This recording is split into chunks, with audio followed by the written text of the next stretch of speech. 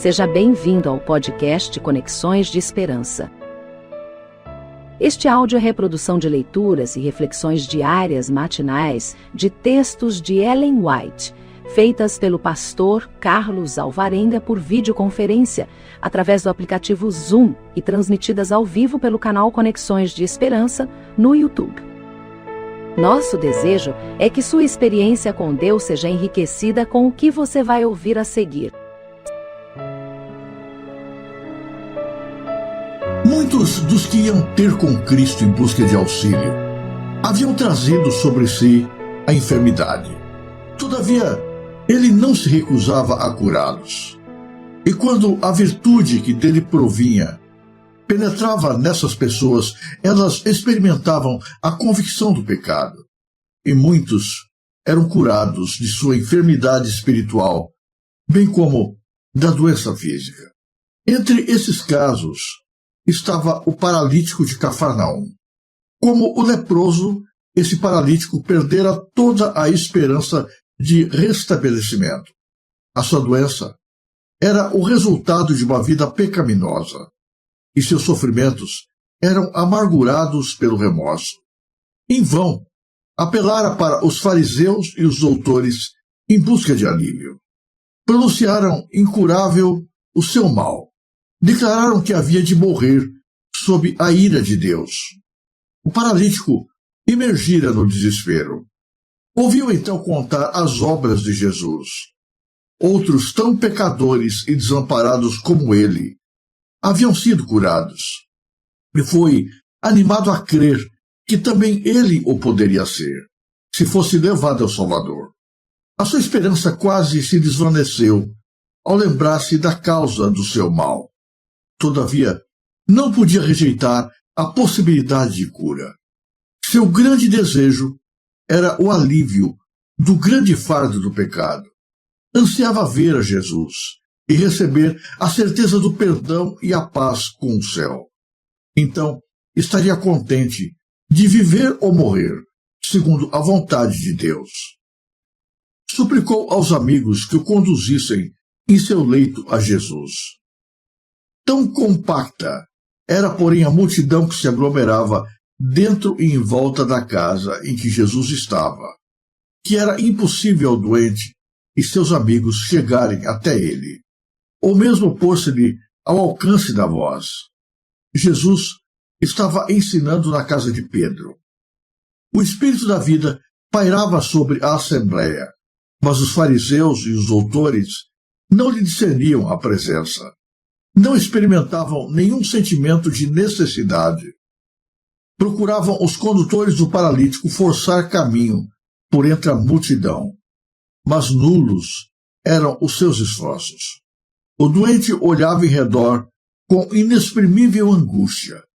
Como poderia ele abandonar a esperança quando tão perto estava o anelado auxílio? Por sugestão sua, os amigos o suspenderam para o telhado da casa e, abrindo o teto, baixaram-no aos pés de Jesus. O discurso foi interrompido. O Salvador contemplou a dolorosa fisionomia e viu os olhos súplices nele cravados. Fora Cristo que atraíra o sofredor a si. Agora, em palavras que soavam qual música aos ouvidos atentos do enfermo, o Salvador disse: Filho, tem bom ânimo, perdoados te são os teus pecados. O peso da culpa cai da alma do doente. Não pode duvidar. As palavras de Cristo revelam poder de ler o coração. A esperança toma o lugar do desespero. Todo o seu ser se acha transformado. Sem mais nada para pedir. Repousa em tranquilo silêncio, demasiado feliz para falar. Com a respiração suspensa, muitos observadores olhavam cada gesto. Mas os fariseus diziam em seu coração: quem pode perdoar pecados senão Deus? Fixando neles o olhar, sob o qual se intimidaram e retrocederam, Jesus disse: o que é mais fácil? Dizer ao paralítico: perdoados-te são os teus pecados, ou levanta-te e anda. Ora, para que saibais que o Filho do Homem tem na terra autoridade para perdoar pecados. Disse ele, voltando-se para o paralítico, levanta-te, toma a tua cama e vai para a tua casa.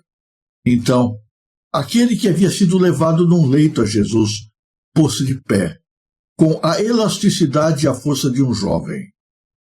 E tomando logo o leito, saiu em presença de todos, de sorte que todos se admiraram e glorificaram a Deus, dizendo, nunca tal vimos. O paralítico encontrou em Cristo tanto a cura da alma como a do corpo. Antes de poder ser curada a enfermidade física, Cristo precisava dar alívio à mente e purificar a alma do pecado. Essa lição não deve ser passada por alto. Existem hoje milhares de pessoas a sofrer de doenças físicas. Não podem encontrar alívio enquanto não forem ter com o médico da alma. Ao passar por entre a multidão, o homem que tinha sido curado, o povo recuava para lhe dar passagem e fitava-o com fisionomia cheia de respeito, murmurando suavemente entre si. Hoje vimos prodígios. E Deus foi glorificado por meio do seu Filho, que restituíra a esperança ao destituído dela. Este homem e sua família estavam prontos a dar a vida por Jesus. Como um pai se compadece de seus filhos, assim o Senhor se compadece daqueles que o temem. O mundo está repleto de males. Por todos os cantos nós encontramos tragédias, desgraças, doenças, infelicidade, dor e sofrimento.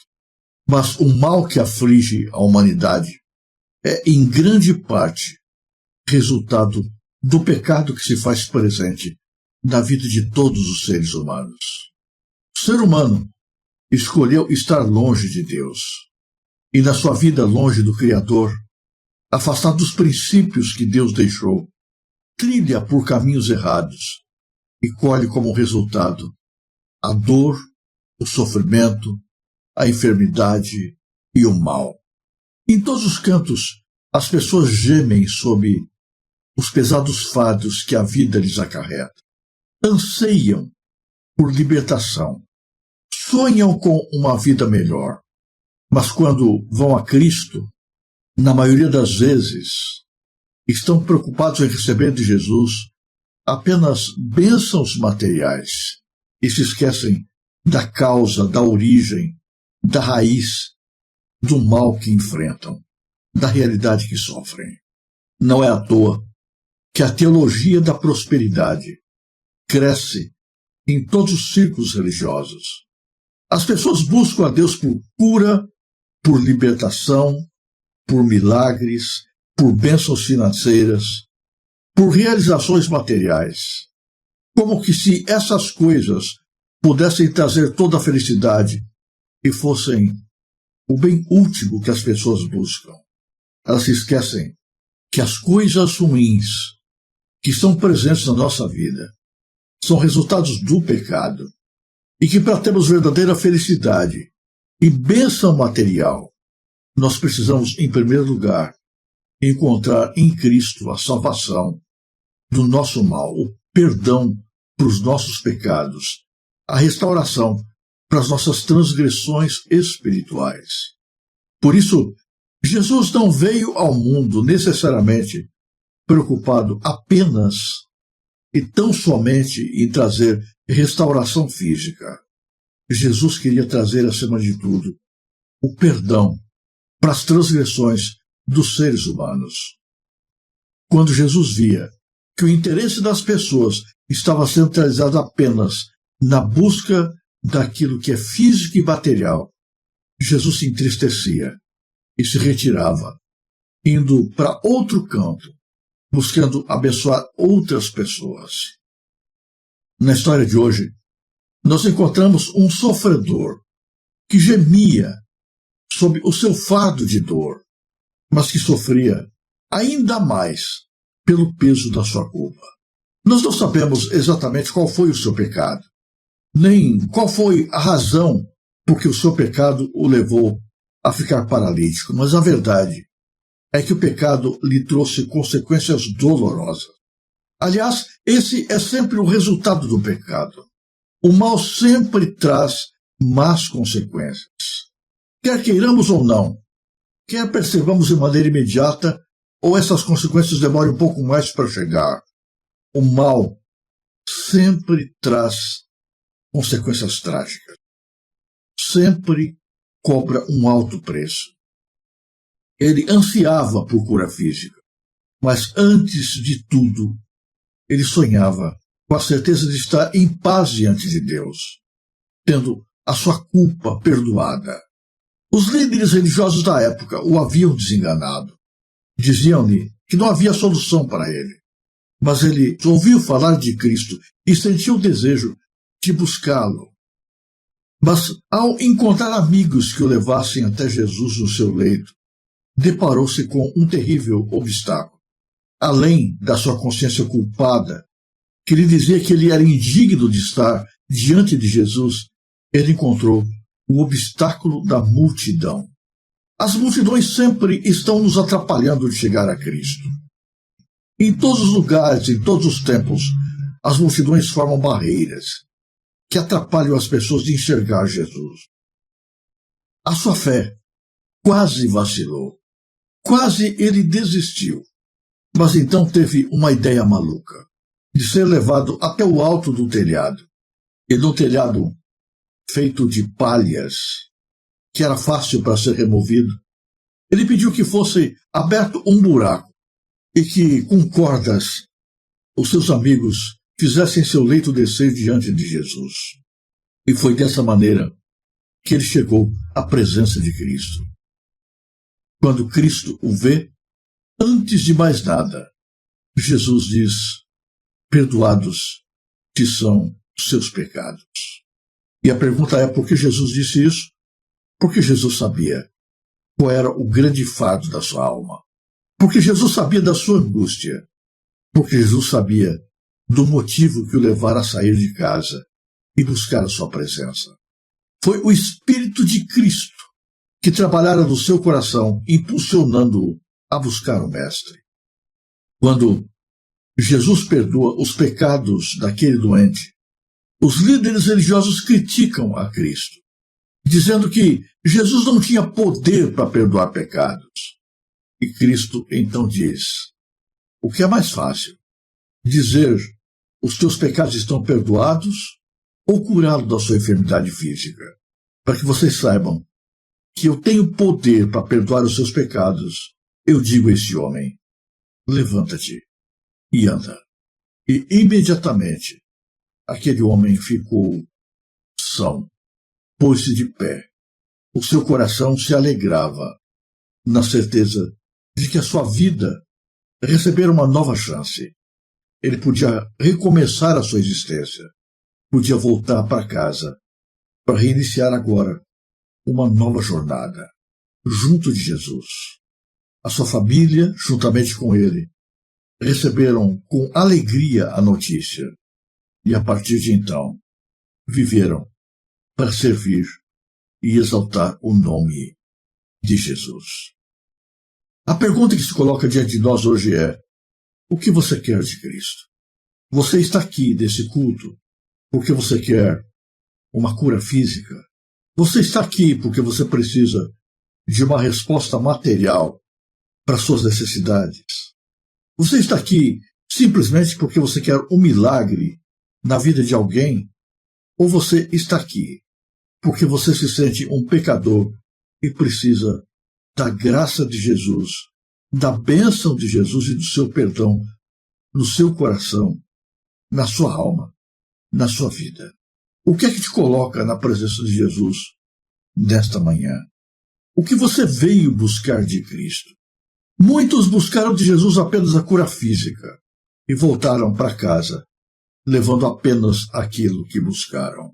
Esse homem buscava de Jesus, acima de tudo, o perdão dos pecados e voltou para casa com a cura física e, acima de tudo, tendo a sua culpa perdoada. O que você busca de Jesus? Se você busca apenas o que é material, apenas o que é físico, você busca muito pouco, porque o material um dia passa, a doença um dia volta, a morte um dia chega, mas a cura da alma nos habilita a vivermos a eternidade com Jesus. O perdão dos nossos pecados traspassa o coração e nos faz viver com alegria e com esperança na presença de Cristo. Termino repetindo a pergunta: o que você busca de Jesus nesse dia?